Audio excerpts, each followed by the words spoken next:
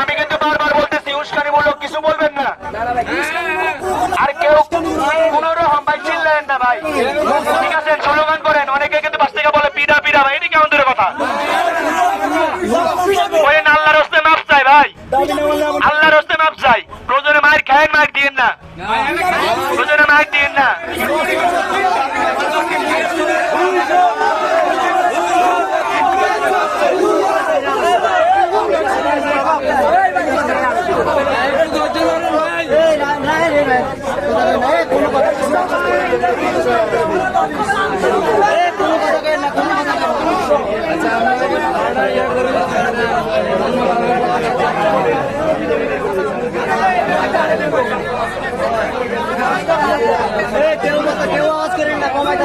এক মিনিট সময় দেন ওদেরকে, এক মিনিট।